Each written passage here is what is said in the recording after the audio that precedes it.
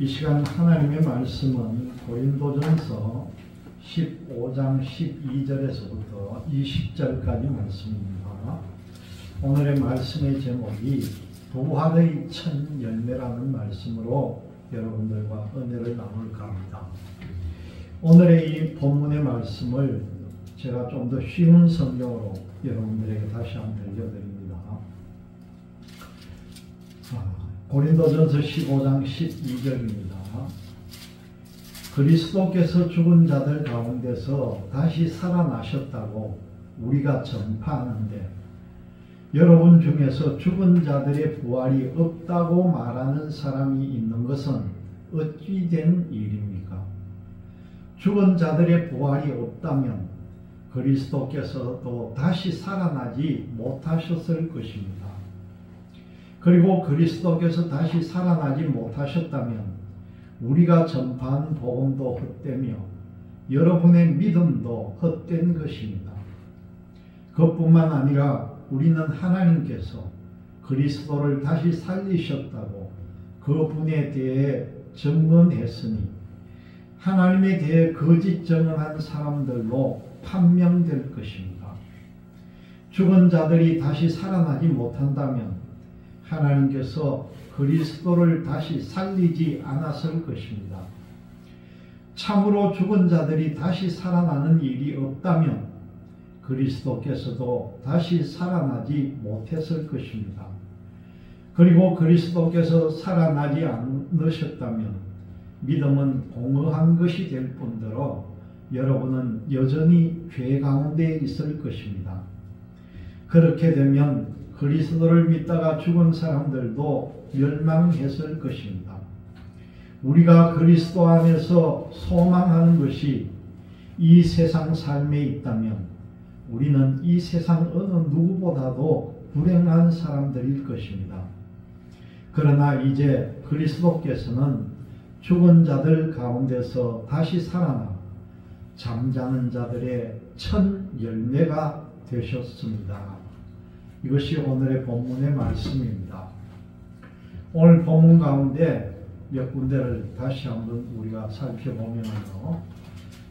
12절 말씀, 고린도전서 15장 12절 말씀을 보면은 죽은 자 가운데서 부활이 없다 하느냐 하는 마지막 반절에 그런 말씀이 나옵니다. 이 유대의 사두개인들이 이런 주장을 했다는 거죠. 여기뿐만 아니라 사도행전 23장 8절의 말씀을 보면은 사두개인들이 죽은 자 가운데 부활이 없다 그런 말씀을 합니다. 그러나 여기서는 이방인 개종자들이 헬라의 철학에 영향을 받아가지고 부활신앙을 받아들이지 않은 것을 지적한 말씀입니다. 14절의 말씀을 보면요. 또 우리의 전파하는 것도 헛것이요 그런 말씀이 나옵니다.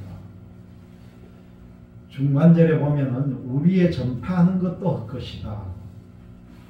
이 부활의 핵심은요. 그리스도의 십자가 상에서의 죽음과 부활이라는 겁니다. 이 복음을 전하는 사도들은 바로 부활의 증인들이라는 거죠. 사도가 어떤 사람들입니까? 이 복음을 전하는 사도들은 다 예수님께서 십자가상에서 돌아가고 다시 3일 만에 부활한 현장을 목격한 사람들이 사도들입니다.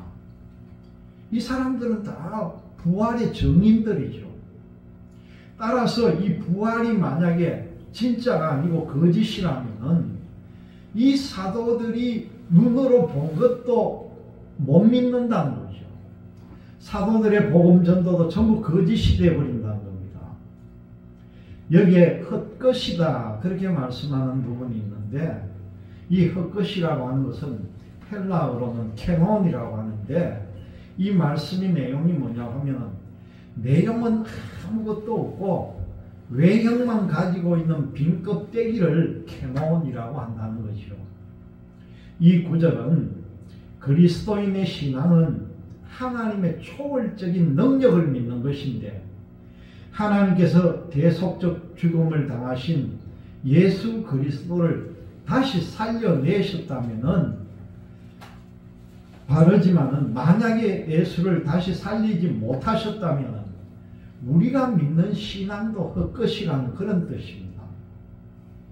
그리고 15절의 말씀을 보면은 하나님이 그리스도를 다시 살리셨다, 그런 말씀이 중반절에 나옵니다. 하나님이 그리스도를 다시 살리셨다는 것이죠. 이 구속사역의 계획과 그리고 이루어지는 것은 하나님의 주관, 하나님의 주권 아래서 이루어졌다는 겁니다. 하나님께서는 이 그리스도를 다시 살리시고 또한 성도들도 앞으로 다시 살리실 거라는 거죠. 우리도 언젠가는 예수님께서 오실 때면은 바로 우리가 예수님을 보고 그냥 하늘로 올라가겠지만, 만약에 우리가 죽은 뒤에 다시 하나님이 오신다면 우리도 다시 부활될 것이라는 것을 여러분들이 믿으시기를 바랍니다. 17절 말씀을 통해 보면은 그리스도께서 부활하지 않았다면은 그는 죄를 이긴 것이 아니고 그의 죽음 또는 대속적인 죽음이 아니라는 뜻으로 우리에게 말해줍니다. 그리스도께서 다시 살아나신 일이 없으면 너희의 믿음도 헛되고 너희가 여전히 죄 가운데 있다, 그런 말씀이죠. 그리고 18절 말씀에 보면은 그리스도 안에서 잠자는 자다. 18절 말씀이 뭡니까? 또한 그리스도 안에서 잠자는 자도 망하였으리니, 그렇게 말씀합니다.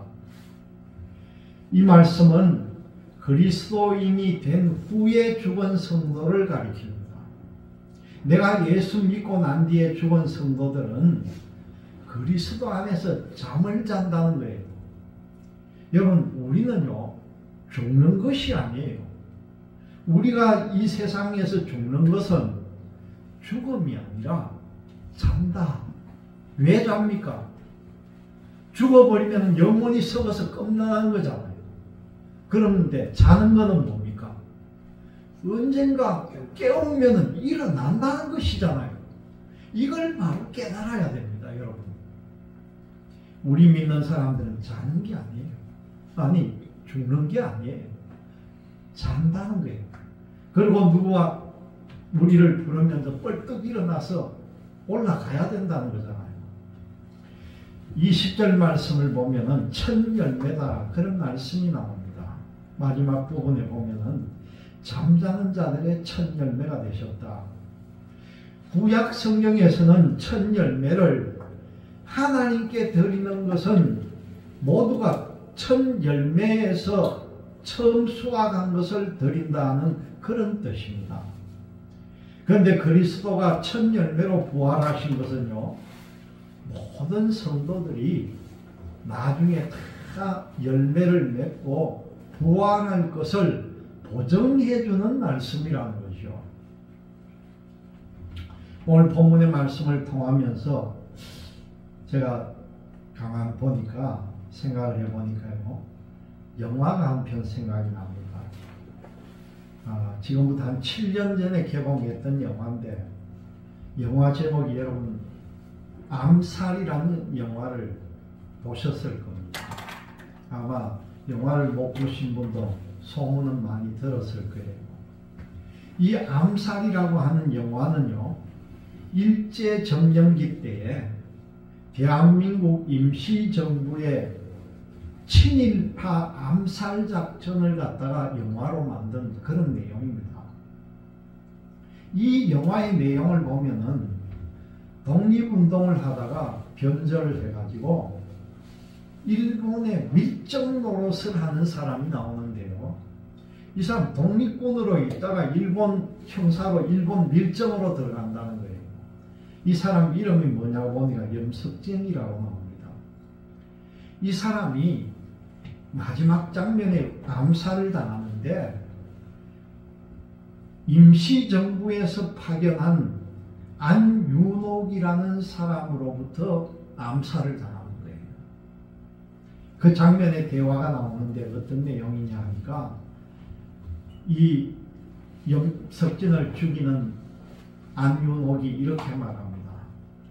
너는 독립군이었는데 왜 너희 동지들을 팔아먹었느냐? 왜 팔았느냐? 그렇게 물었을 때에 이 염석진이가 뭐라고 대답하는지 참 가관이에요. 나는 몰랐으니까. 나는 우리 이 대한제국이 해방될 줄 몰랐으니까 그런 짓을 했다는 거예요. 이 말이 무슨 뜻입니까? 지금같이 일본이 승승장구하고 전쟁에서 이기고 점점 영역을 넓혀나가고 있는데 우리 대한민국은 절대로 이제 해방이라고는 없다고 생각하고 있기 때문에 나는 친일파로 살아도 관계없고 그리고는 내 동지를 팔아넘기는 것이 내가 지금 현재 살기 위해서는 어쩔 수 없는 선택이었다. 그렇게 말하는 것입니다. 여러분, 오늘 본문에 나오는 이 대목은요, 우리 그리스도인의 현재적인 삶의 지향과 그 목표가 어디에 향하고 있는지를 잘 보여주는 그런 대목이 됩니다.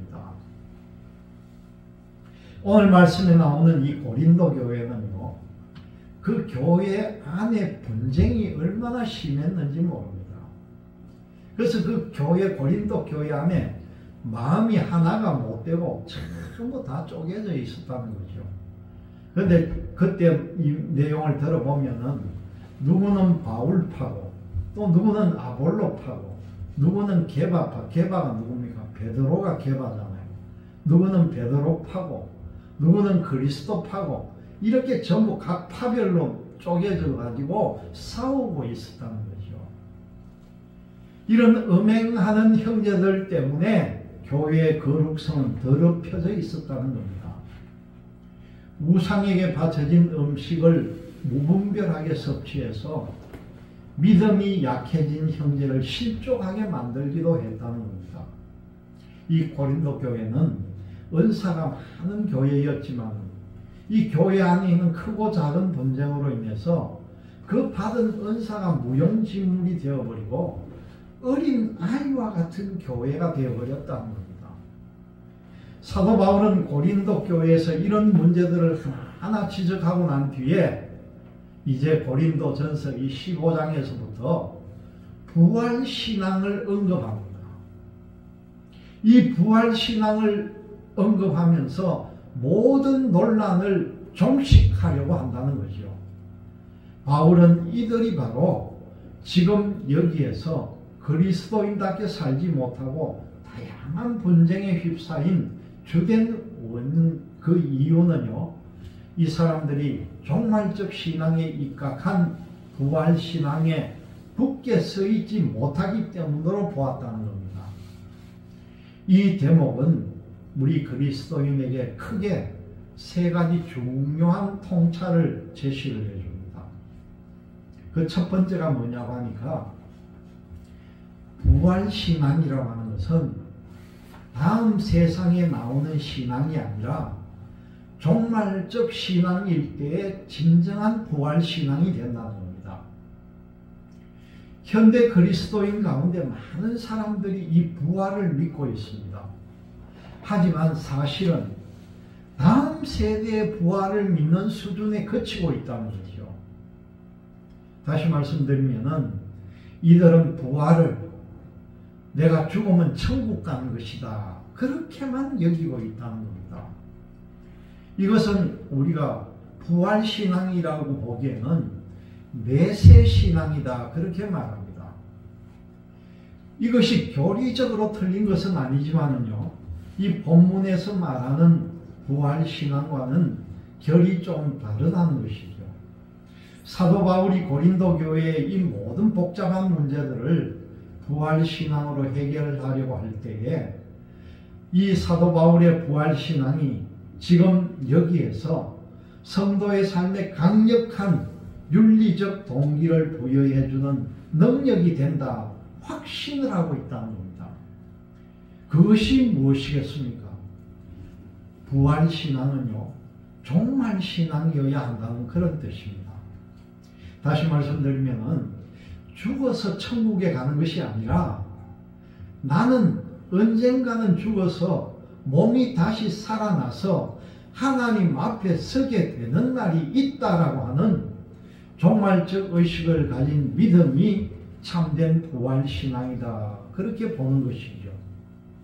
이 현대 그리스도인들이 부활신앙에서 흔히 놓치고 있는 부분입니다.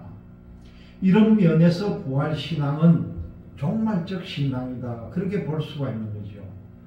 종말의 때를 바라보면서 바로 지금 여기를 살아가는 자세다. 그렇게 말할 수가 있다는 겁니다. 그래서 제가 늘 강조하잖아요. 죽어서 천국 가는 걸 바라지 말고 현재 살아가는 가운데 우리가 천국을 느끼면서 살아가야 된다. 우리가 그런 식으로 살아야 한다는 겁니다. 이 두 번째는요. 이런 면에서 성도는 인생을 미리 가본 미래에서 거슬러 올라와서 현재를 살아가야 된다. 조금 전에 제가 말씀드린 그대로입니다. 현재 천국을 살아가야 된다는 것이죠. 성도의 시간관은 과거에서 현재로 살고요. 그 현재에서 다시 미래로 향해 사는 것이 아니라는 겁니다. 이런 시간관은 인생을 물리적 시간관으로 바라보는 그런 인식이라는 거죠. 우리 믿음의 사람들은 과거에서 와서 현재를 살지 않고요. 현재의 은혜의 빛에서 그 과거를 해석하면서 살아야 한다는 겁니다. 죽었던 과거나 또 옛날의 상처와 아픔으로 얼룩진 과거, 심지어는 정말 생각하기도 싫은 그런 과거도 현재의 은혜의 빛 아래에서 다시 부활해서 새로운 의미를 갖게 해야 한다는 거죠. 지워버리고 싶을 정도로 아픈 과거가 오늘의 은혜를 잊게 만든 결정적인 요인임을 믿기 때문에 오히려 그 과거를 기쁨과 정말 좋은 면에서 수용할 수가 있어야 한다는 겁니다. 현재와 미래의 관계도 마찬가지입니다. 현재를 살아가면서 미래를 열어가는 것이 아니라는 거죠. 인생의 마지막 순간을 신앙의 눈으로 가서 보고 와서 바로 지금 이 시간 여기를 살아가는 것이라는 겁니다. 우리 인생의 마지막이 땅에 묻히는 것으로 끝나는 것이라면요, 우리 정말 보통 사람에게는 얼마나 허무한 일이겠습니까? 하지만 악인에게는요, 악이 심판받지 않는 인생 끝이기 때문에 어쩌면 오히려 안위가 될지도 모릅니다. 그렇지만 인생의 현실은, 인생의 진실은 그렇지 않다는 거죠. 그리스도께서는 잠자는 자들의 첫 열매가 되셨다. 그렇게 말합니다. 잠자는 자들의 첫 열매가 되셨듯이 우리 믿음의 성도들은 또한 몸이 부활해서 하나님 앞에 서게 되는 날이 있음을 분명하게 확인을 하고 난 후에 다시 현재로 돌아와서 살아야 한다는 것입니다. 여러분, 이 순간 바로 지금 그리고 바로 여기에서 삶은 여태까지와는 전혀 다르게 해석해야 한다는 겁니다. 그리고 당연하게 그리스도인은 지금까지와는 다르게 현실에 반응하면서 살아가게 된다는 것이죠.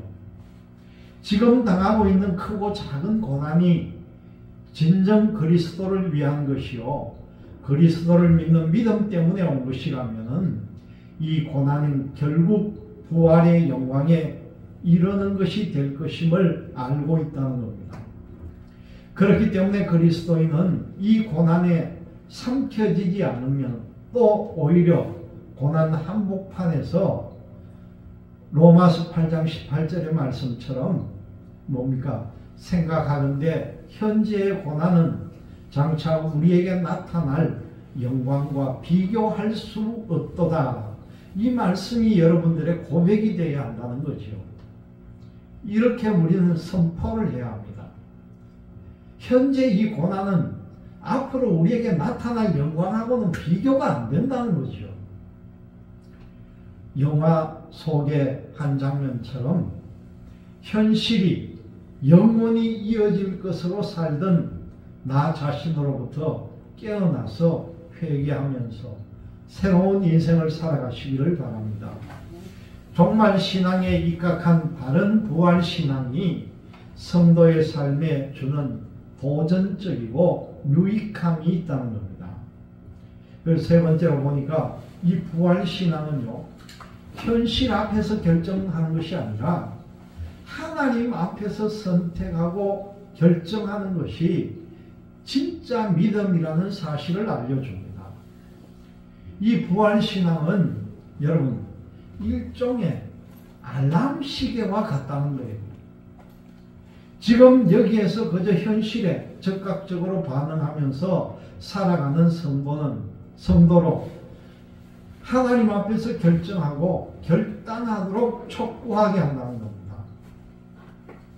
믿음은 세상 앞에서 결정하는 것이 아니라 하나님 앞에서 마지막으로 종말적으로 선택하고 결정하는 것이라는 겁니다. 내 행복을 위해 결정하는 것이 아니고요, 하나님 앞에서 하나님 나라를 위해서 결정하는 것이라는 겁니다.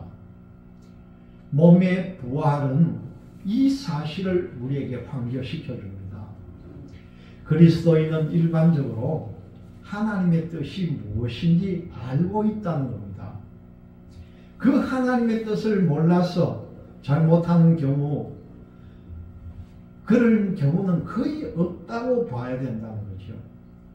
그렇지만 솔직히 말해서 그 뜻을 쫓아 살려면 힘들어진다는 겁니다. 우리 인생이 꼬이기도 합니다. 그렇기 때문에 우리는 그 방향으로 결정하려고 하지 않습니다. 이런 우리에게 사도 바울이 뭐라고 말합니까? 우리가 바라는 것이 다만 이 세상에 살 뿐이면 모든 사람 가운데 우리가 가장 불쌍한 자이다, 그렇게 말합니다. 그렇지만 이 삶이 전부가 아니면 우리는 반드시 죽어 다시 하나님 앞에서 발견될 것이며 우리는 가장 영광스러운 존재들이다, 그렇게 사도 바울은 우리에게 가르쳐 줍니다. 여러분, 세상에 누가 뭐라 해도요, 성도가 하나님 앞에서 그리스도인답게 선택하는 삶은 뭡니까? 초라한 것이 아니라 위대한 삶이라는 거죠.